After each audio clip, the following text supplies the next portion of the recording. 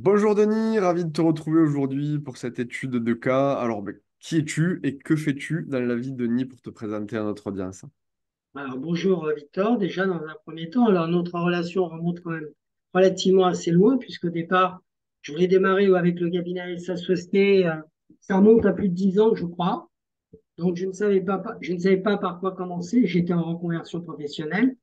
Et puis, pour mettre et maximiser toutes mes chances avec le cabinet et ses associés, je suis parti comme un renversement à Montpellier.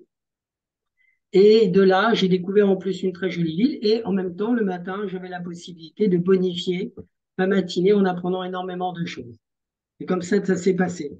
Ça a été une véritable chance parce que finalement, je me suis accroché principalement à tout ce que j'ai appris et je les ai mis en pratique justement dans ce qu'on appelle en téléprospection au cabinet et s'associer. Ce qui m'a permis, on va dire en 3 ou 4 mois de temps, de me démarquer par une façon de parler, par des accroches commerciales et aussi par une audace. C'est toujours en étant audacieux qu'on peut arriver à faire quelque chose. Exact, exact, Denis. Merci pour cette présentation.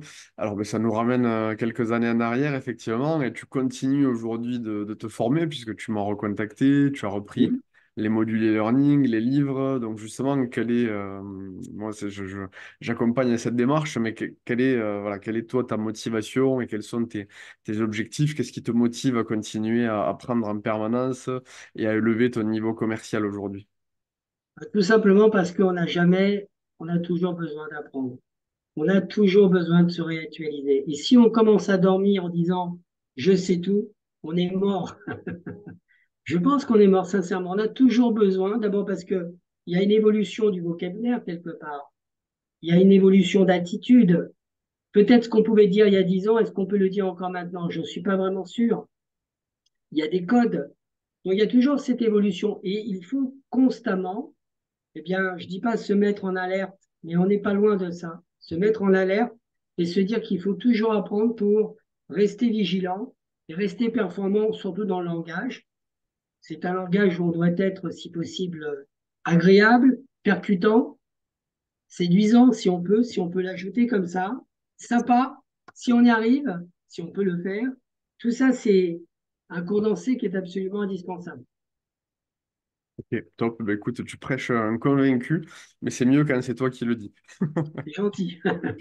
Alors pourquoi avoir fait le choix de te former avec Efficacité Vente et avec moi à l'époque et encore maintenant? D'abord parce que j'ai trouvé quelque chose de très complet et sincèrement très généreux dans le contenu. D'abord, c'est ça qui m'a plu. Quand je pensais que j'avais fini mes formations, je fais c'est pas possible, il y en a encore. Donc à partir de là, j'ai aimé ce contenu, cette richesse. Donc à travers on se connaît pas, hein, enfin on apprend à se connaître, mais à travers ça, on sent une générosité. Et moi, j'aime bien ça.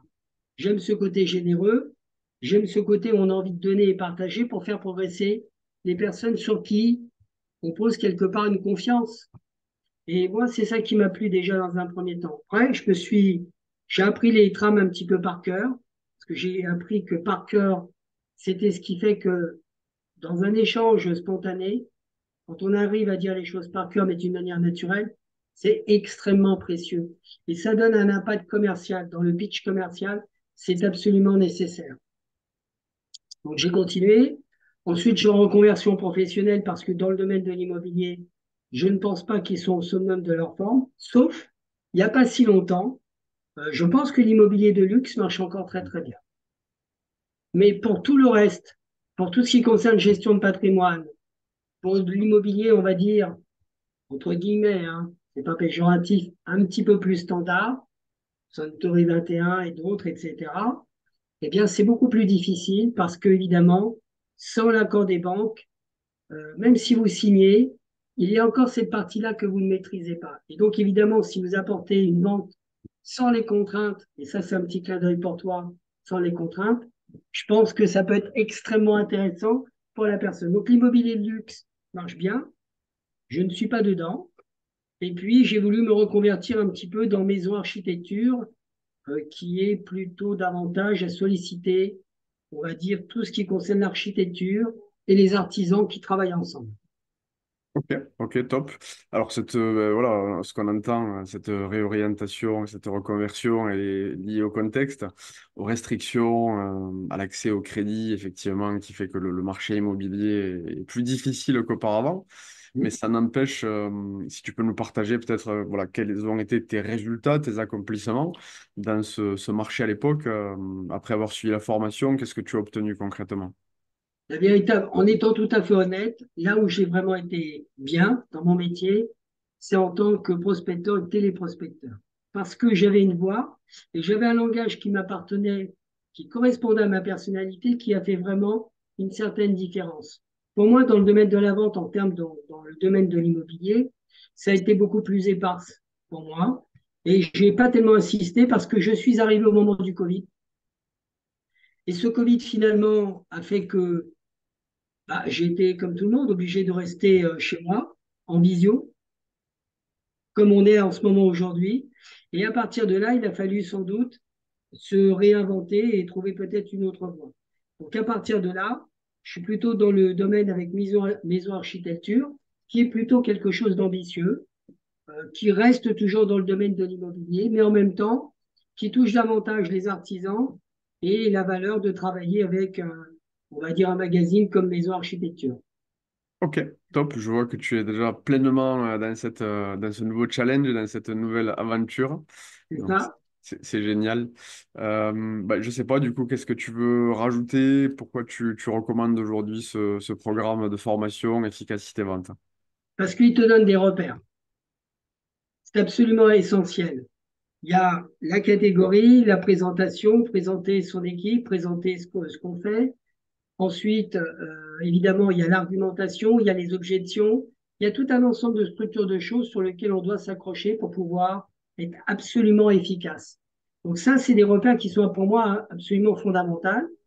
Et puis, j'ai aimé, on va dire, les solutions que tu as proposées pendant tous ces modules, tous ces échanges, à tous les stades, à tous les niveaux, que ce soit les objections, qu'est-ce qu'il faut dire, le pitch commercial. Mais surtout, pour moi, les objections étaient absolument essentielles parce que c'est le stress du vendeur, les objections. Et il y a toujours deux choses qui reviennent toujours à 80-90%, mais ça, c'est ma part, et pardonnez-moi encore pour tous les autres qui pourraient m'écouter. C'est tout simplement, c'est trop cher. J'ai pas assez d'argent. Et donc, à partir de là, quand on peut rebondir là-dessus et qu'on peut trouver des arguments, on se sécurise, on prend confiance, et déjà dès le départ, quand on présente un projet, un produit, on a l'attitude avec parce qu'on sait qu'on a déjà la confiance pour pouvoir se préparer éventuellement à ce genre de choses et répondre avec surtout efficacité. Yes, bah écoute, je pense que c'est très important, hein, ce que tu dis. C'est une des objections majeures, mais pas la seule. Mais c'est vrai que voilà, le fait d'avoir des billes, de la technicité pour rebondir dessus, bah, permet d'avoir plus de confiance, de sérénité et d'être plus efficace commercialement. Donc c'est important de le souligner. Justement, avec le recul et avec cette formation, la mise en pratique, avec tes années d'expérience professionnelle, qu'est-ce que tu donnerais comme conseil à quelqu'un qui aujourd'hui démarre dans la fonction commerciale ou qui connaît une baisse de régime? Voilà, quels seraient euh, tes un ou deux conseils sur ce sujet? Alors, moi, je dis que si une personne prend par exemple ta formation, elle va automatiquement avoir un capital confiance. Ce capital confiance, pour moi, est absolument nécessaire parce qu'automatiquement, tu peux aborder tous les sujets avec le regard bien haut, les épaules bien hautes, et tu es force de proposition, tu es capable d'échanger et surtout, tu gommes ta peur. Pour moi, c'est absolument fondamental.